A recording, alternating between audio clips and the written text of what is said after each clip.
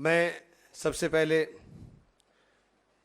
बहन प्रियंका जी का, राहुल गांधी जी का, आदरणीय खड़गे जी का,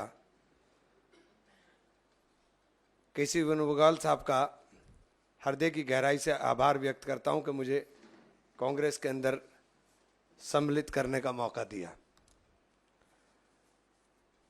आज के इस हालात में, जिस हालात में हमने कांग्रेस को ज्वाइन करने का काम किया, चूँकि राहुल जी की यात्रा के बाद पूरे देश में एक माहौल बना, और मैंने दूसरी पार्टी में रहते हुए भी इस बात को कहा था कि राहुल जी परिवर्तन के वाहक हैं और देश की राजनीति के अंदर परिवर्तन लाने का काम करेंगे।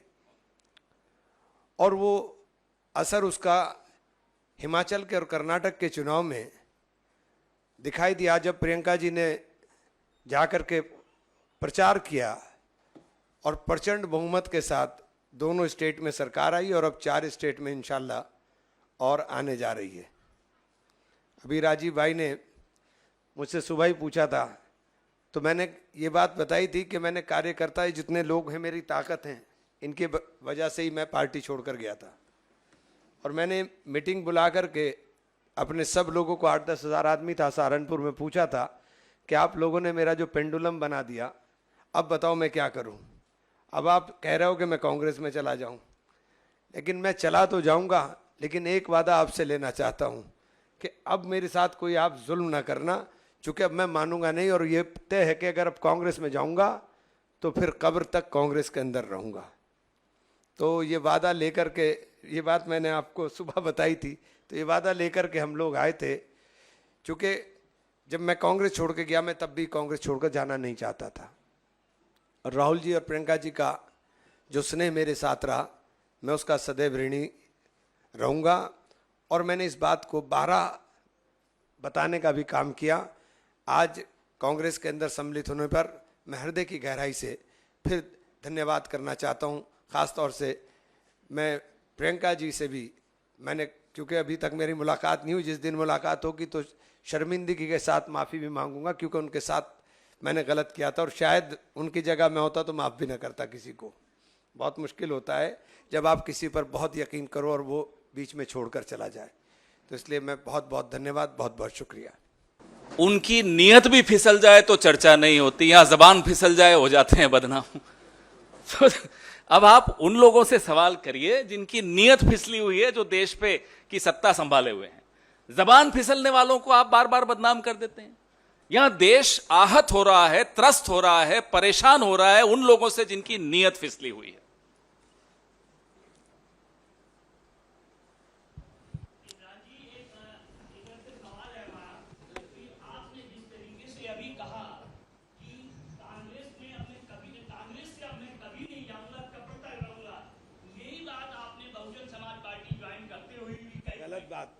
गलत बात कह रहे हैं, गलत बात कह रहे हैं। ऐसी बात मत कहिए जो मैंने नहीं कही।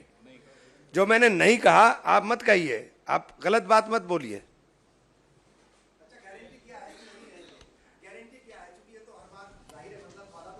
मैंने ना ना ना ना ना ना ना नहीं, तुम मुझे जानते हो बहुत अच्छे से, ये बात आप नहीं बोल सकते हो। मैं जो बोल रहा हूं उसका वजन है, मैं हवा में नहीं बोलता हूं। मैं जो बोल रहा हूं उसका वजन है, जो मैंने कहा है उसके ऊपर हमेशा कायम रहता हूं। मैंने राहुल जी और प्रियंका जी के लिए जो बोला था उस पर दूसरी पार्टियों में जाने के बाद भी कायम रहा। इमरान भाई जी, कांग्रेस तो आपका घर है। 2019 के चुनाव में राहुल गांधी जी और आप सर्वाधिक वोट पाने वाले उम्मीदवार थे, चुनाव हार गए थे। इस बार सहारनपुर से चुनाव लड़ेंगे आप कांग्रेस की ये टिकट निर्णय पे? तो पार्टी का है साहब, इसमें तो मेरा कोई इख्तियार नहीं है। अध्यक्ष जी बैठे हुए हैं मंच पे, तो ये निर्णय पार्टी का है।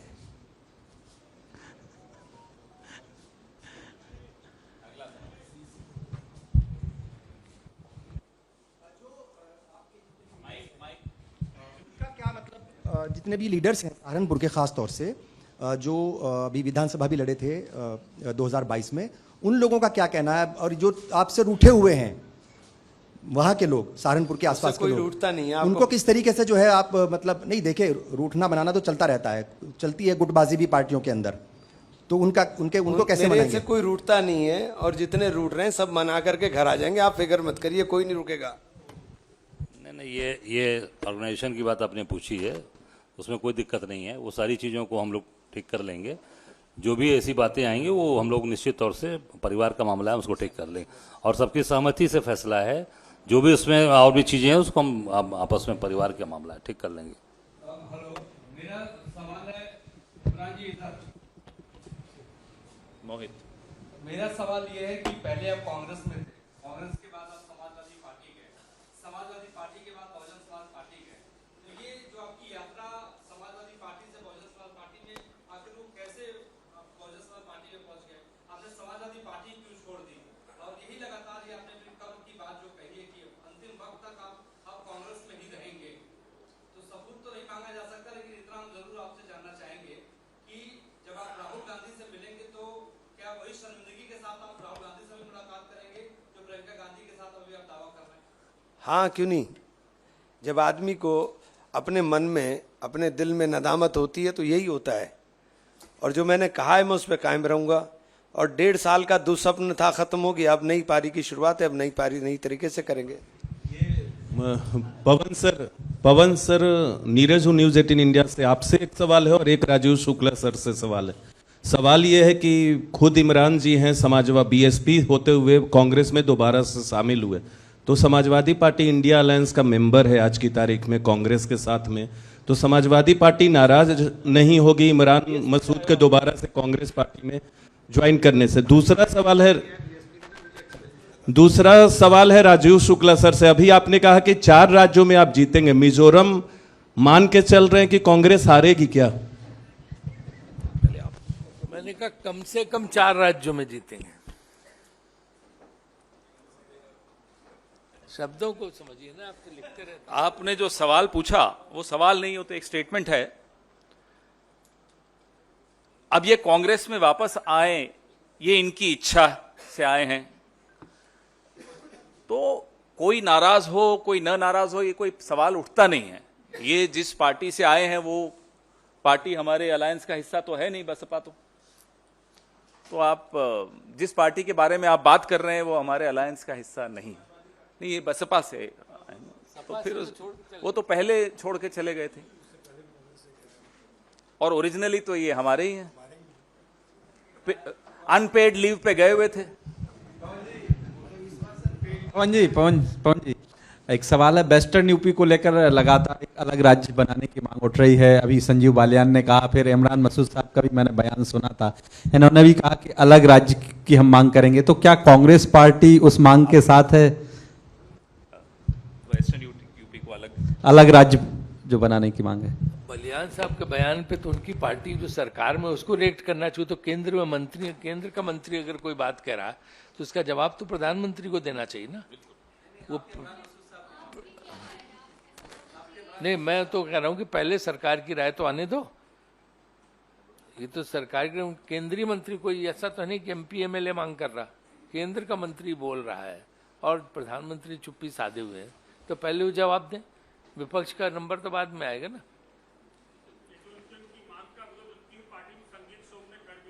वही मैं आपको कह रहा हूं कि पहले जब उन्हीं की पार्टी को रिस्पांस नहीं दे रही, उनकी सरकार केंद्र में और प्रदेश में भी।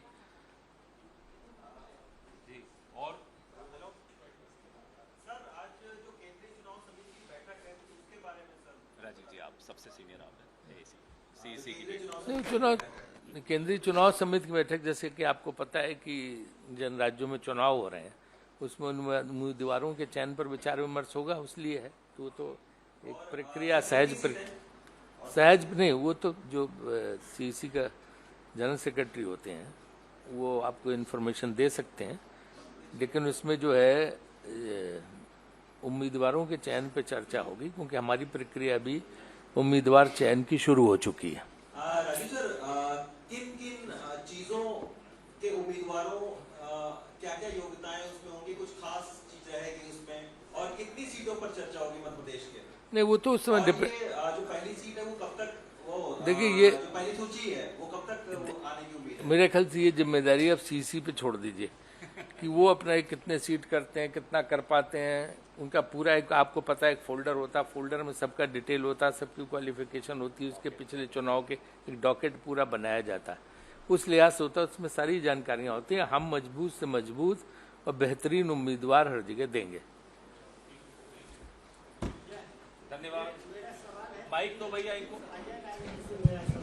माइक राय जी, बनारस को लेकर के आपने भी काफ़ी स्टेटमेंट दिया और सत्ता पक्ष से भी आया। वहाँ तो कार्यकर्ता है ही नहीं कांग्रेस का, फिर चुनाव लड़ने और प्रधानमंत्री के खिलाफ में जो आपने कहा जो यहाँ से हम हराएंगे, उस वो किस आधार पे और कितने उस बात में आपको अपना विश्वास दिखता है? देखिए, कांग्रेस के कार्यकर्ता देश और प्रदेश के हर शहर में हैं, हर जिले में हैं, और काशी विश्वनाथ की बाबा की नगरी, वहाँ शुरू से कांग्रेस का वो स्थान रहा है। संपूर्णानंद जी, पंडित कमलापति त्रिपाठी, लाल बहादुर शास्त्री, सारे बड़े बड़े लोग हमारे वहाँ रहे हैं। बीच का एक समय आया जिन्होंने थोड़ा झूठ बोलकर अपना मामला सेट किया था, अब झूठ की दुकान बंद होने वाली है। कार्यकर्ता हमारे दबा कर हैं, आप चिंता न करिए, 2024 में उनको पता चल जाएगा। इमरान जी, अल्पसंख्यक समाज को कैसे आप जोड़ेंगे, क्योंकि आप अल्पसंख्यक समाज में एक जाना माना चेहरा है पश्चिमी यूपी से, उनको कैसे साथ में लेकर आएंगे? साथ में तो राहुल जी लेकर आ गए हैं, कहाँ लाऊंगा, साथ में तो लेकर आ गए हैं। राहुल जी ने भारत जोड़ो यात्रा के बाद जो दिलों को जोड़ने का काम किया, उसका असर पूरे देश के अंदर दिखाई देगा। क्योंकि ऐसा माना जाता है कि सपा के साथ में अल्पसंख्यक समाज सबसे ज़्यादा है, और कहीं ना कहीं देखिए गठबंधन में तो है लोकसभा में अगर चुनाव होता है, लेकिन फिर भी एक कांग्रेस की बात करें तो कांग्रेस को कैसे लेकर आएगी? इस वक्त राहुल जी, लोगों के मन में राहुल जी की जो यात्रा है वो छपी हुई है, और उसको आप देखने का काम करेंगे, आने वाले दिनों में सब दिखाई देगा। आप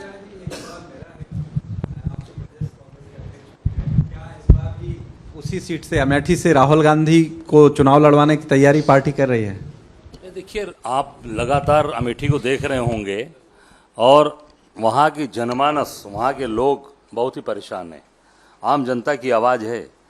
राहुल जी लगातार वहाँ से सांसद रहे, गांधी परिवार 40 साल वहाँ से सांसद रहा, कभी भी वहाँ पर बनाने का काम किया, बिगाड़ने का काम नहीं किया। बना बनाया अस्पताल गरीबों की मदद कर रहा था, आम लोगों की मदद कर रहा था, उसको अनावश्यक रूप से उसको बंद करा दिया सरकार ने, और पूरी उसके लाइसेंस कैंसिल करा दिया। वो तो मैं माननीय उच्च न्यायालय को धन्यवाद देना चाहूँगा कि उनके आदेश से वो आज चल रहा है, गरीब आदमी का इलाज हो रहा है। कांग्रेस वहाँ हमेशा बनाने का काम क्यों, आम जनता की डिमांड है, क्योंकि राहुल गांधी जी ने कभी झूठ नहीं जनता से बोला, कांग्रेस ने कभी झूठ नहीं बोला। क्या चुनाव के समय क्या कहा आपने देखा होगा स्टेटमेंट स्मृति ईरानी जी का, 13 रुपये किलो चीनी मिलेगा आपको, कमल का बटन दबाओ 13 रुपये किलो चीनी ले लो। ये क्या वोट केवल जनता को हरमाने के लिए? हम निश्चित तौर से वहाँ की आम जनता आवाज़ है, बम्पर वोट से चुनाव जीतेंगे, आम आदमी की आवाज़ है ये।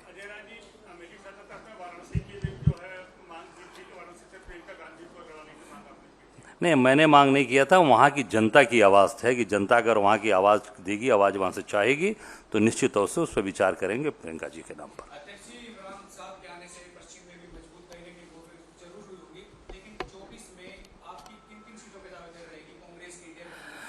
देखिए, ऐसा है, मैं प्रदेश अध्यक्ष हूँ, और प्रदेश अध्यक्ष के नाते हम 80 सीट की अपनी तैयारी कर रहे हैं।